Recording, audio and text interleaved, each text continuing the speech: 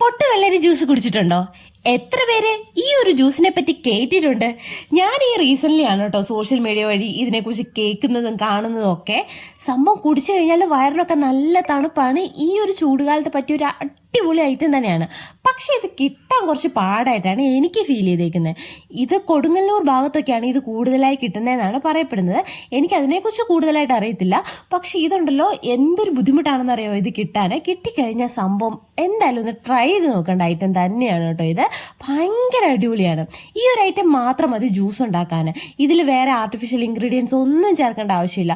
അത്രയ്ക്ക് അടിപൊളി ഒരു ഐറ്റം ആണ് കേട്ടോ. അപ്പോൾ എങ്ങനെയാണ് ഈ ജ്യൂസ് ഉണ്ടാക്കുന്നത് നോക്കിയാലോ? അപ്പോൾ അതിന് വേണ്ടിയിട്ട് നമുക്കൊരു പൊട്ടുവെള്ളരി എടുക്കാം. ഈ വെള്ളരി വിളഞ്ഞു നമ്മൾ അറിയുന്നത് എങ്ങനെയാണെന്ന് വെച്ചാൽ ഇത് തന്നെ ഇങ്ങനെ പൊട്ടി വരും. പൊട്ടി വരുമ്പോഴാണ് ഇതിന് പൊട്ടുവെള്ളരി എന്ന് പേര് വന്നതെന്നാണ് എനിക്ക് തോന്നുന്നത്.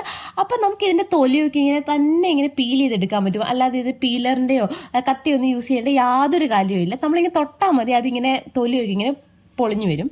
എന്നിട്ട് നമുക്ക് ഇതിൻ്റെ അകത്തത്തെ കുരുവൊക്കെ കൈകൊണ്ട് തന്നെ എടുത്ത് മാറ്റാം. എന്നിട്ട് നമുക്ക് ഈ ഫ്ലഷ് ആണ് വേണ്ടത്. ഈ ഫ്ലഷും കൊണ്ടാണ് നമ്മൾ ജ്യൂസ് ഉണ്ടാക്കുന്നത് കേട്ടോ. ഈ ഫ്ലഷ് ഇത് നല്ല പഞ്ഞി പോലെ ഇരിക്കുന്ന ഒരു സാധനമാണ്. ഇത് വായിൽ വെച്ച് ഞാനൊന്ന് ടേസ്റ്റ് ചെയ്ത് നോക്കി. പ്രത്യേകിച്ചൊരു വലിയ ടേസ്റ്റ് ഒന്നും ഇല്ല ഇതിന്. പക്ഷെ നാക്കിൽ വെച്ചാൽ ഇങ്ങനെ അലിഞ്ഞു പോകും, ഒരു പഞ്ഞി പോലത്തെ ഒരു ഫീലാണ് കേട്ടോ. നമുക്ക് എന്നിട്ട് ഈ ഫ്ലഷ് എല്ലാം ഒരു പാത്രത്തിലേക്ക് എടുത്ത ശേഷം കൈ കൊണ്ട് തന്നെ ഇങ്ങനെ ഉടച്ചെടുക്കാം. മിക്സിലൊന്നും ഇട്ട് അടിക്കരുത് കേട്ടോ. മിക്സിലൊക്കെ ഇട്ട് അടിച്ചാൽ ഇത് ഭയങ്കരമായിട്ട് ഉടഞ്ഞു പോവും. അതിൻ്റെ ആവശ്യമില്ല. നമുക്ക് കൈ കൊണ്ട് തന്നെ ഇങ്ങനെ ഉടച്ചെടുത്താലും മതി. അപ്പോൾ ചെറിയ കട്ടകളൊക്കെ കിടക്കുന്ന തന്നെ ഒരു പ്രത്യേക ടേസ്റ്റാണ് കേട്ടോ ജ്യൂസിന്. പിന്നെ മധുരത്തിന് ആവശ്യത്തിനുള്ള പഞ്ചസാര ചേർത്ത് കൊടുക്കാം. പിന്നെ ഞാൻ കുറച്ചും കൂടി ഒരു തണുപ്പൊക്കെ കിട്ടാൻ വേണ്ടിയിട്ട് ഐസ് ക്യൂബ് ചേർത്ത് കൊടുത്തിട്ടുണ്ട്. പിന്നെ ഞാൻ പാലാണ് ഇതിൽ ചേർക്കുന്നത് കേട്ടോ. ഞാനിതിൽ ചേർത്തേക്കുന്നത് പശുവും പാലാണ്. തിളപ്പിച്ച ആറിയ പശുവും പാലാണ് ഞാനിത് ചേർത്തേക്കുന്നത്. നിങ്ങൾക്കിതിൽ വേണമെങ്കിൽ തേങ്ങാപ്പാലും ചേർക്കാം കേട്ടോ. ഞാനൊന്ന് തേങ്ങാപ്പാലും കൊണ്ട് ട്രൈ ചെയ്ത് നോക്കിയായിരുന്നു. അടിപൊളി ടേസ്റ്റാണ് കേട്ടോ. തേങ്ങാപ്പാലും ചേർക്കാം. എന്നിട്ട് നന്നായിട്ടൊന്ന് മിക്സ് ചെയ്തെടുക്കാം. സംഭവം ഇതേപോലെ കിട്ടിയിട്ടുണ്ട്. ഇനി ഇതിലൊരു ചെറിയൊരു പുളിപ്പും കൂടെ ഉണ്ടെങ്കിൽ ഒരു കുറച്ചും കൂടെ ടേസ്റ്റ് ആവുമെന്ന് എനിക്ക് ഫീൽ ചെയ്തിട്ട് ആ കുരു നമ്മൾ ആദ്യം കുറച്ച് മാറ്റി വെച്ചായിരുന്നു. ആ കുരു ഇതിനകത്ത് ഞാൻ എടുത്തിട്ടുണ്ട്. ഒരു സ്പൂൺ ആയിട്ടിട്ടുള്ളൂ കേട്ടോ. എന്നിട്ടൊന്ന് നന്നായിട്ടൊന്ന് മിക്സ് ചെയ്തെടുക്കാം. ഈ ഒരു സ്ട്രക്ചറായി കിട്ടിയിട്ടുണ്ട് കേട്ടോ.